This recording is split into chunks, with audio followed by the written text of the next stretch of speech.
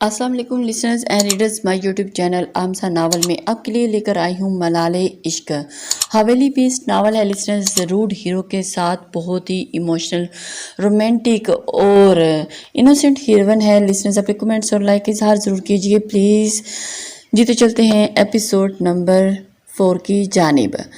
जायश जहांगीर अपने बालों को मुट्ठियों में जकड़े हुए सीने में वहशतों के उबाल उठने लगे। खुद से भी घिन महसूस होने लगी। वो फरिश्ता नहीं था, माना कि गलतियां इंसानों से ही होती हैं, मगर वो तो एक बेगुनाह को रोंद कर गुनाह का मरतकिब हुआ था। रफीक, वो धाड़ा, रफीक किधर मर गए हो अब? वो फिर हलक के बल चिल्लाया। तब रफीक हामता हुआ स्टडी में दाखिल हुआ। मालिक के गुस्से का दहशत खौफ उसके चेहरे से अयां था। वो जानता था कि उसका मालिक हरगिज ऐसा नहीं है जो यूं किसी की ज़िंदगी बर्बाद कर दे, यूं किसी मासूम को रोंद डाले। वो तो अपनी ज़मीनों पर हवेली में भी बेज़ुबान जानवरों तक हुस्न सलूक कायम करने का कायल था। यहाँ तो एक जीती जागती ज़िंदगी की मासूमियत, खुशियाँ, नेक नामी निगल ली गई थी। जी सरदार जी, रफ़ीक ने कांपते हुए उसे अपनी जानिब मतवज्जो किया, जो टूटी पिघली हालत में टेबल पर दोनों हाथ जमाए, लाल अंगारा आंखें बंद किए गहरे गहरे सांस ले रहा था। और उसके चेहरे उसके मतवज्जो करने पर जायश ने लपक कर उसके गरिबान दे बोचा। क्यों किया ऐसा रफीक? तुम्हारी वजह से। जानते हो मैंने क्या किया? इस गिल्ट के साथ मैं कैसे जिंदा रह पाऊंगा? अपने किए का कैसे अजाला कर पाऊंगा? बताओ मुझे। वो चिल्लाया। माफ़ कर दें सरदार जी। वो फिर से हाथ जोड़कर रोने लगा। फिर जायश का दिल किया कि उसे मार मार कर उसके हड्डियों का सुरमा बना दे, मगर अब गुस्से में गलती पर गलती तो नहीं करना चाहता था। तभी उसे एक जानिब झटक कर फिर रैकिंग चेयर पर आ बैठा और अपने हाथों से अपनी कटपटियां दबाने लगा। ये सब कैसे पता चला? मुझे तफसील बताओ सरदार जी। मैं उसकी मौजूदगी का पता चलाने के लिए उसके घर के आसपास बंदे छोड़े हुए थे। फिर पता चला कि पार्लर से दुल्हन भी घर पहुंची है और हैरो आफिया से शादी भी हो गई है। मुझे अजीब लगा तो खुद पता करने गया। तब पता चला कि पार्लर में 2 हरीम की बुकिंग थी, एक फैज़ान की बहन और दूसरी बीबी जी की। हम गलती से बीबी जी लेकर आ गए। फैज़ान के घर जाकर पता चला तो तस्दीक होगी कि उसकी बहन की रुखसती हो गई है। रफ़ीक ने अटक कर बताते अपना सर झुका लिया और जायश ने अपना सर थाम लिया। सरदारनी के घर वालों का अता पता किया। जायश को अपनी आवाज़ खाई से आती महसूस हुई। जी सरदार जी, बीबी जी के भाई की शादी थी। काफ़ी नेक और शरीफ घराना है। बीबी जी के भाई का नाम अमाद है, बाप का नाम यूसुफ है, जो निकाह नामे में वल्दियत के हाने में लिखवाया गया था। रफ़ीक की आंखें ज़मीन में गड़ गई थी। शिट, इसके आईडी कार्ड पर वालिद का नाम यूसुफ था, लेकिन मुझे लगा कि वो अपने भाई का नाम जानबूझकर गलत बता रही है।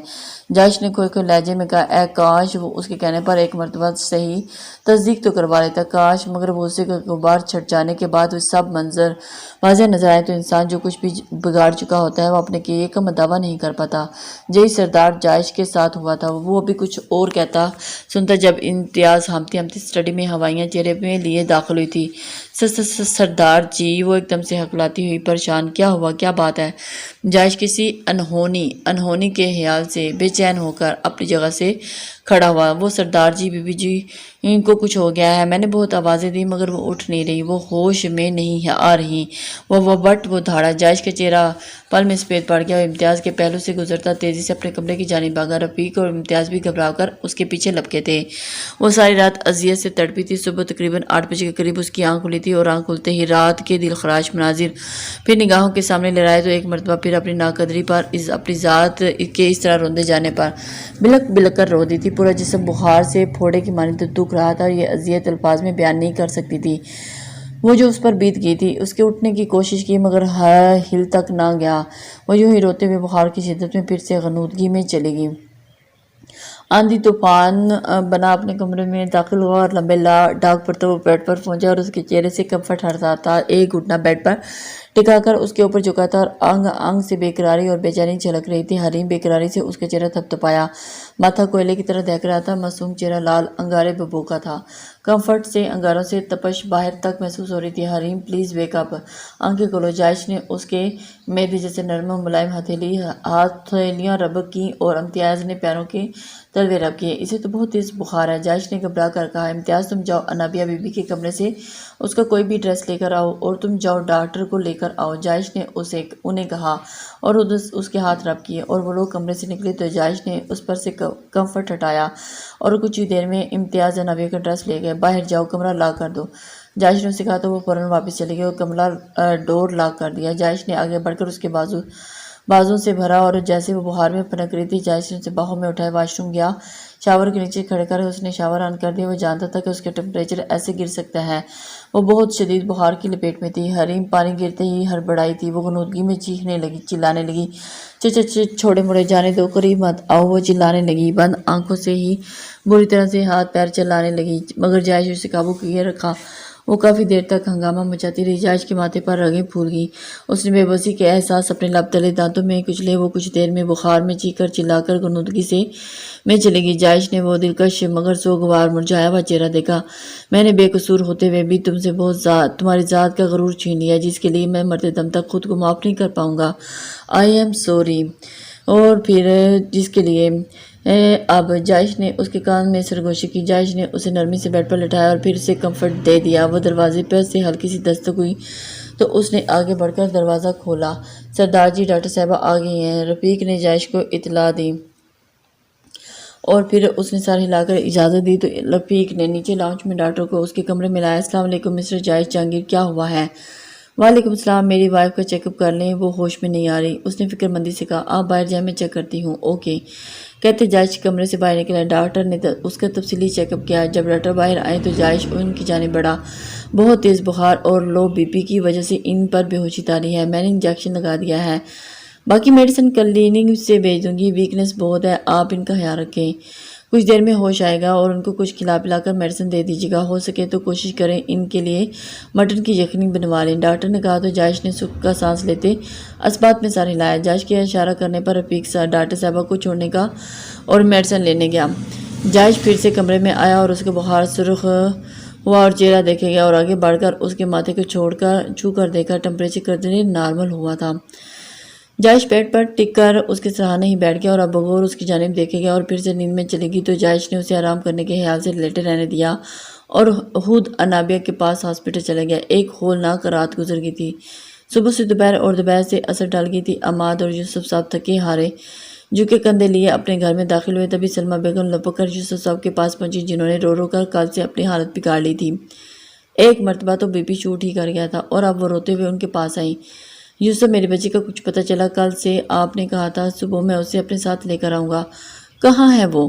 سلمہ بیگم کے کہنے پر جب یوسف صاحب بچوں کی طرح پھٹ پھٹ کر رو دیے تھے۔ بہت ڈھونڈا، نہیں ملی۔ بابا یہ کیا؟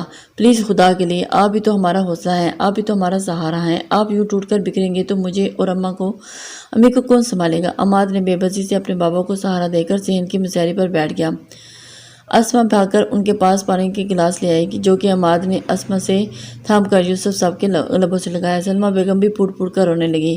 ابھی وہ اپنے بابا کو پانی ہی پلا رہا تھا کہ دروازے پر دستک ہوئی۔ عماد نے اٹھ کر دروازہ کھولا اور دروازے کے باہر 7 والوں کا 4 سالہ بچہ ہاتھ میں ایک پمفلٹ لیے کھڑا تھا۔ بیٹا کیا ہوا، کوئی کام ہے؟ عماد نے نرمی سے پوچھا۔ وہ انکل، ادھر ایک انکل آئے تھے، انہوں نے کہا کہ یہ تھیلی آپ کو دے دوں۔ کیا مطلب؟ بچے نے کہا تو عماد نے حیرت سے اس لفافے میں اسے تھام لیا۔ بچہ وہاں سے بھاگ گیا اور پیکٹ اندر لے آیا۔ عماد کون ہے؟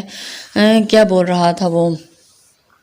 اسما نے ہی پوچھا۔ عماد نے تیزی سے پیکٹ کھول کر دیکھا۔ عماد کے منہ سے ایک چیز سی برآمد ہوئی جیسے ہفتلی اس پر ٹوٹا تھا۔ اور پھر کیا بات ہے عماد؟ یوسف صاحب جو اب تک سنبھل گئے تھے اس سے پوچھا۔ ابو یہ دیکھیں۔ عماد ایک کاغذ ان کے سامنے لہرایا۔ یوسف صاحب نے جلدی سے اسے تھام کر لکھی تحریر۔ السلام علیکم، حریم میرے پاس ہے اور بالکل صحیح سلامت ہے، آپ لوگ پریشان نہ ہوں، میں اسے زبردستی اپنے پاس لایا مگر ہمارا نکاح ہوا ہے، میں اس کا شوہر ہوں، آج ہفتہ ہے، وعدہ رہا اگلے ہفتے اسے لے کر آپ لوگوں کے پاس، میں نے ایسا کیوں کیا یہ سبب بھی بتانے کے لیے حاضر ہو جاؤں گا، وہ بالکل ٹھیک اور محفوظ ہے، اللہ نگہبان۔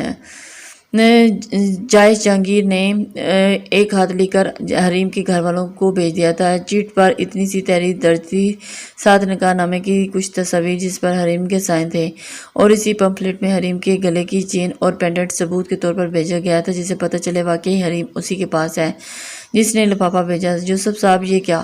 سلمہ ششدر رہی۔ عباد اور یوسف صاحب اب بالکل خاموش تھے۔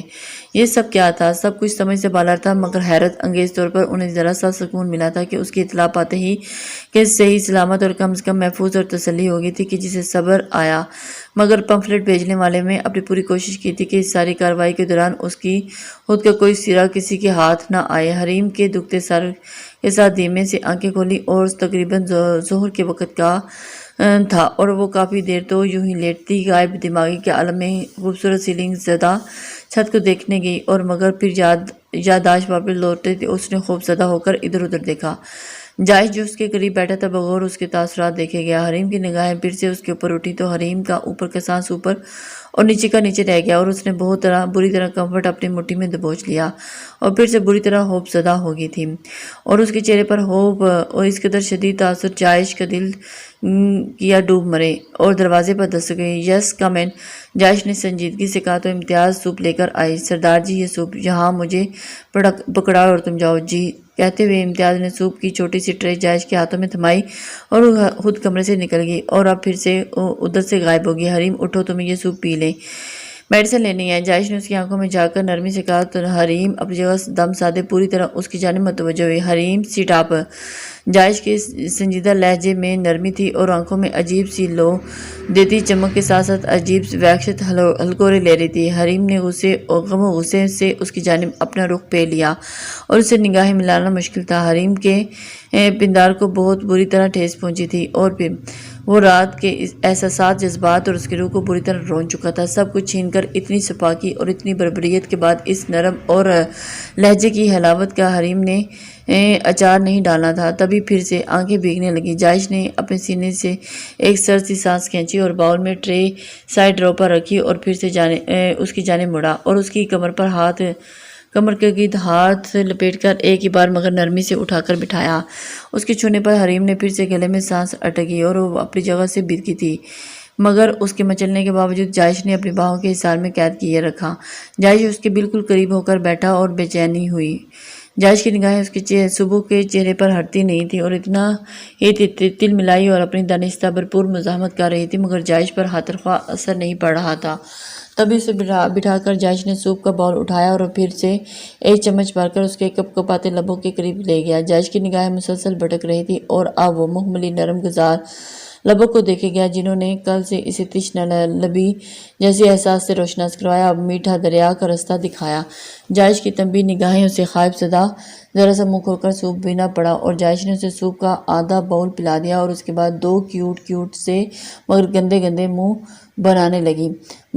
بس مجھے وہ مومنٹ آ جائے گی۔ وہ بے چین ہوئی۔ جائش نے اسے اپنے حصار سے آزاد کیا۔ وہ بدک کر سرکتی ہوئی اسے 2 فٹ کے فاصلے پر جا بیٹھی۔ جانے کیوں مگر اب اس کے اور بیچ قائم یہ فاصلے کی جائش کی طبیعت پر انتہائی ناگوار گزر رہے تھے۔ وہ چاہتا اب اس کی سانسوں جتنا اس کے قریب رہے۔ بہت کم وقت میں اس کے وجود میں سرایت کر گئی تھی وہ جیسے۔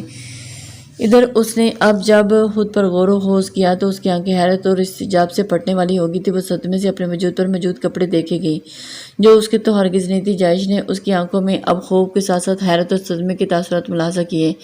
امتیاز، جائش نے بلند آواز میں اسے آواز دی تو بوتل میں پانی لیے۔ جی سردار جی، رفیق میڈیسن لایا۔ جی سردار جی، یہ لے۔ امتیاز نے اس کی جانب ہتھیلی بڑھائی۔ یہ باؤل لے جاؤ اور رفیق سے کہو کہ مس سمن کی بوتیک میں خود جائے اور اسے بولے کہ سردار جی کی بیوی کے لیے ان کی ضرورت کی ہر چیز وہ خود گھنٹے تک حویلی لے کر آئیں۔ جائش نے کہا۔ حریم اپنی جگہ ساکت ہوئی۔ اس شخص کے آہر کتنے ڈوبتے، کون سا والا سچا تھا، رات والا ظالم بے رحم سپاک، اور اب یہ دن والا انتہائی نرمی لیے سافٹ نیچر کیئرنگ، اب یہ کیا تھا؟ اسے اس کی اتنی فکر کیوں ہو رہی تھی؟ وہ گھٹنوں کے گرد اپنے بازو کو فولڈ کیے کسی غیر مرئی نقطوں کو گھور رہی تھی اور یہی سوچے جا رہی تھی، بٹ اس کی سمجھ میں نہیں آ رہا تھا، جبکہ امتیاز اس کا آرڈر سن کر اسے میڈیسن پکڑا کر کمرے سے جا چکی تھی۔ اب پھر اس کی جانب متوجہ ہوا جو انتہائی غیر متوقع طور پر اس کی زندگی میں شامل ہو کر اس کا برسوں کا یہ بے رونق کمرہ اب نازک وجود کی دل فریب منظر سے سجا گئی تھی۔ یہ اضافہ جائش کے لیے انتہائی خوبصورت تھا، دلکش اور فریب تھا۔ ایک عجیب سا سکون تھا جو اسے یہاں دیکھ کر رگ و جان میں دوڑ رہا تھا۔ زاویہ نگاہ پوری طرح بدل چکا تھا، اب وہ کسی انتقامی کارروائی کا حصہ ہرگز نہیں تھی۔ جائش کے لیے اس کی ملکیت تھی اور اس کی عزت، اس کا سب کچھ، اور شاید محبت بھی۔ جائش نے میڈیسن اپنی ہتھیلی پر نگاہ نکالی اور پانی کا گلاس اس کی سمت بڑھایا۔ حریم میڈیسن لے لو، ویسے ہی نرم جذبات کی تپش سے لو دیتا۔ لہجہ حریم کو پھر سے اذیت سے دوچار کر گیا۔ تبھی حریم نے اذیت سے دوچار ہو کر زور سے آنکھیں پینچ لیں۔ اے کاش وہ آنکھیں کھولے تو یہ منظر کچھ اور ہو، وہ شخص اور یہ حویلی اس کی نگاہوں سے اوجھل ہو جائے، تمام اذیت بھرے لمحے اور مشکلات لمحات واپس چلے جائیں، اور یوں ہی اپنے بھر کی چہچہاتی حریم ایک بھاری گمبھیرتا سے بھرپور بوجھل سی آواز پکارنے سے اسے پھر سے حالات کی حقیقت سے دنیا میں واپس لے کر لا پٹھا۔ میڈیسن لے لو، وہ اس کے بہت قریب بولا۔ حریم نے اس کے درندے سے اپنی گلو ہلوسی سے لیے، جلدی سے میڈیسن پھانک کر پانی کا گلاس لبوں سے لگا اور میڈیسن لے کر پھر سے رخ موڑ گئی۔ حریم لیٹ جاؤ آرام سے۔ جائش کی بات بیچ میں ہی ادھوری رہ گئی جب سے اسے تنک کر پھٹ پڑی، مگر لہجہ اور انداز اب بھی خوب کھایا ہوا تھا۔ آخر مسئلہ کیا ہے آپ کے ساتھ؟ اپنے حسات آپ بدلے کی بینٹ چڑھا چکے ہیں آپ، مجھے تو اب اس جھوٹی ہمدردیوں کی کوئی ضرورت نہیں، میں جیوں یا مروں آپ کو کوئی مسئلہ نہیں ہونا چاہیے، مجھے میرے حال پر چھوڑ دیں اور اپنے کام سے کام رکھیں۔ اور خاموش ہوئی۔ وہ اتنی جرأت کا مظاہرہ کر کے اپنی انگلیاں آپس میں چٹکا رہی تھی۔ جائش نے ایک نظر اسے دیکھا اور خاموشی سے کمرے سے باہر نکلتا چلا گیا۔ تقریباً عصر کے کافی دیر بعد حریم کی آنکھ دوبارہ کھلی تو منہ کا ذائقہ بے تحاشا کڑوا تھا۔ وہ قسمندی سے لیٹتی مگر کب سے بخار اتر چکا تھا، مگر کمر اکڑ کر تختہ بن گئی تھی، اسی لیے اس نے کمر ادھر ادھر دیکھا، کمرہ خالی تھا۔ وہ بیڈ سے نیچے اتری، حیرت انگیز طور پر واش روم کے باہر ڈریسنگ کے پاس پڑے صوفے پر وہ شاید اس کا لباس تھا جو ترتیب سے رکھا ہوا تھا۔ وہ سرخ رنگ کی فراق تھی جو ہلکا سا ایپلک ورک تھا اور ریڈ ٹراؤزر اور ایپلک ورک کا انتہائی خوبصورت آنچل۔ اب جب اس زندان میں قید تھا تو جینے کی کوئی سبیل کرنی ہی تھی۔ تبھی وہ سر جھٹکتی ڈریس لے کر واش روم میں گھس گئی اور شاور کے نیچے کھڑے ہو کر بلک بلک کر رو گئی۔ کاش اس شخص کا انچاہا احساس اس کے وجود سے مٹ سکتا۔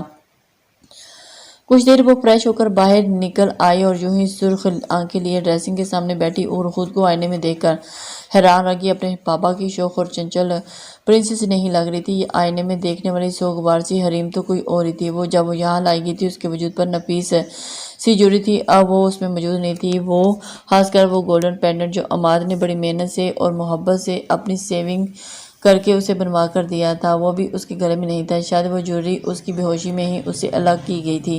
میرا پینڈنٹ، وہ اپنے ہر نقصان اور اپنے ہر ضیاع پر جی بھر کر رونے لگی، مگر آخر تھک کر کے وہ اپنے گھنے سیاہ بالوں میں برش کرنے لگی، کوشش کرنے لگی، مگر کچھ ہی دیر میں ہلکان ہو گئی۔ پھر فائزہ بھی سلمیٰ بیگم بڑی ہوشلوبی سے سر انجام دیا کرتی تھی، پلکوں کے کونوں سے پھر نم ہونے لگیں۔ دروازے پر ہلکی سی دستک ہوئی تو اس کا دل اچھل کر حلق میں آیا، مگر دروازے پر استاد امتیاز کو دیکھ کر اس کی جان میں جان آ گئی۔ وہ اندر اس تک آئی تھی۔ ماشاءاللہ بی بی جی، آپ بہت اچھی لگ رہی ہیں۔